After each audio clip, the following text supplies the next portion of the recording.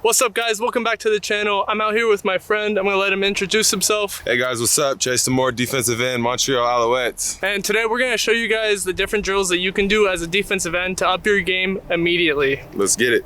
Boom, intro. No, let me do it. Intro, boom.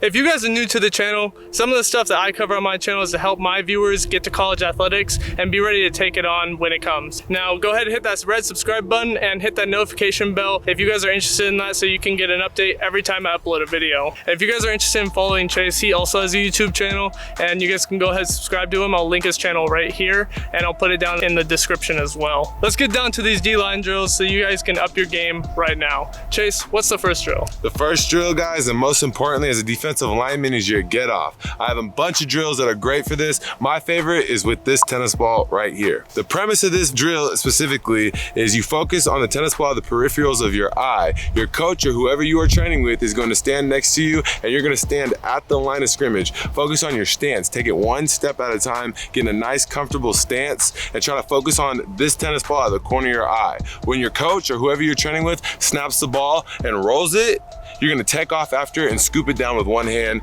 touch grass, pick it up, and rip through. Always throw 3 moves at once. As this drill is extremely important, you can see pros like Cam Jordan for the Saints who throws this move quite frequently. It's when you get off super fast, when you have an edge on the tackle, always know down and distance, always know situation and circumstance. You wanna bend down and rip through and always pursue to the quarterback. That's the most important thing, is relentless effort and quick get off. The next most important thing to focus on is when you're reaching down to get that ball. When I say touch grass, you want to bend as low as possible because those tackles, those big boys, they don't like to get down. They don't like to sit here and pass pro from down here. You want to stay faster than them and lower than them at all times because the quarterback is trying to sit back there in the pocket comfortably. You don't want him sitting back there comfortably. You want to keep your relentless pursuit after him, and that's the most important thing as a defensive lineman. Yeah, guys, and doing this can get in the quarterback's head and make him think more about you than he would be the routes that he's running downfield, which will lead to him messing up more in the future because of what you're doing on the field right then. It's called making a play bi-curiously. All right, guys, for the second drill,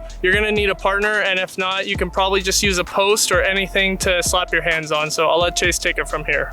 Okay, guys, the next drill I want to talk about is how to hand fight. As a defensive lineman, you're gonna be in a fist fight almost every single play. And take it from me when I say in college football, holding penalties never get called. And you don't want to be that guy that's sitting out there like this asking the ref for a flag. Don't be that guy. Hand fighting is important, especially when you either had a really bad first step or you didn't throw a pass rush move initially. You don't ever want to be locked up with the tackle. And that's the most important thing that you ought to realize. If you have a bad first step or a bad get off or whatever it is, always know that these are your best weapon as a defensive lineman. And you always want to be using these. Don't ever sit there and take it. Always throw something or whatever you have. You have long arms, use your long arm. If you have quick hands, use those quick hands, but always be looking to throw the next move. And to do this, you have to know how to hand fight. All right, guys, the most important thing to realize when you're in a hand fight, always know that when those offensive linemen get their big meaty paws on you, always look to initially pop that wrist off. You want to pop the wrist initially with the back of your hand and then attack the elbow thumb side up so you can get that arm and that wrist off you as quick as possible and get around that edge. And as you're getting around that edge, guys, make sure your feet are always moving. Don't ever stop moving your feet and don't ever stop moving your outside hand. That's a big problem with young defensive linemen. They don't do anything with their outside hand. They just want to use that inside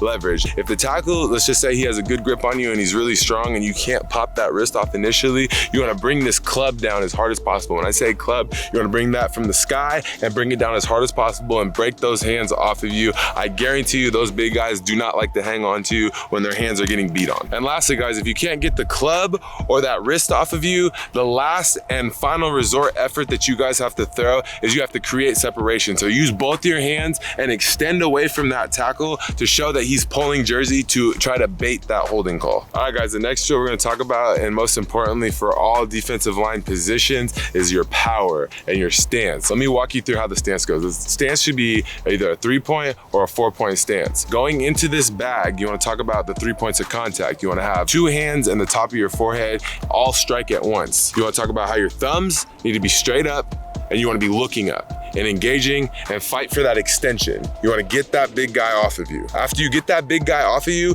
you wanna rip him down and get around the edge. Okay, going through the bags, guys, you wanna talk about the 3 different variations of drills we're gonna just start with. The first one, we're gonna be all 4s down and it's gonna be fast hands. And you wanna hit the bag as fast as you can, touching the ground and the bag in the shortest amount of time as possible. The second drill is you wanna do the same thing, except you wanna give it a pop and a lift. Third and the final thing that you wanna do is you wanna be in a 3-point stance and it's a full-on go. So you're gonna go, initiate contact in the bag with those fast hands again, you're gonna pop and lift, and then you're gonna rip off and finish through the bag. Okay guys, the next thing I wanna talk about, and most importantly, is understanding depth of the quarterback.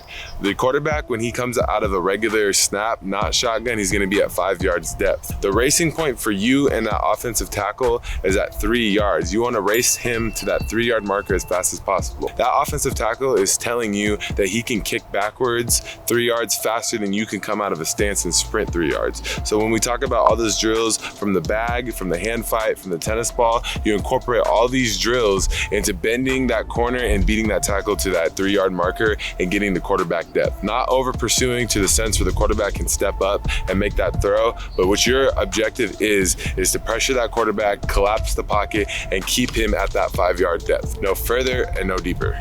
Okay guys, the drill itself is this. You're gonna place a cone on the line of scrimmage, you're gonna place another cone diagonal to it at 3 yards depth. You're gonna have your partner, whoever you're with, stand in between those cones and kick backwards, and your whole goal is to fight those hands, bend the corner, and race them to that 3-yard marker.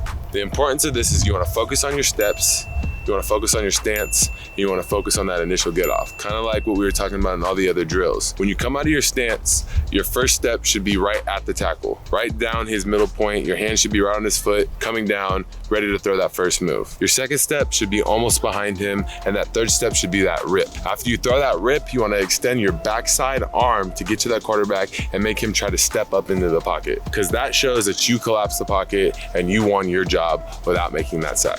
All right guys, the next drill I wanna talk about is a ladder drill that you guys see a lot of wide receivers do, and this one's for those defensive linemen that like to throw the inside move. My coach, when I was growing up, always told us if we're gonna throw an inside move, that we better make sure that we win. Yep. This ladder drill is so important because it focuses on that shuffle, shuffle, step, hard inside plant. This would work when you are pressing up the field and the tackle knows that you're faster than him. He's gonna overset on you. You wanna focus on taking that initial plant step, inside move, but make sure you're bringing that outside hand to throw that chop move that we were working on in the hand fight with it. When you throw that chop inside hand move, make sure you're planting that foot as hard as you can inside that ladder and focusing initially on moving that whole body and that torque inside. You can turn your hips a little bit, whatever you need to do to make you feel comfortable going through this ladder drill. All right guys, the next ladder drill I want to talk about focuses on that hip turn. Hip turn is super important for defensive linemen. You guys, your hips are everything. Your hips don't lie.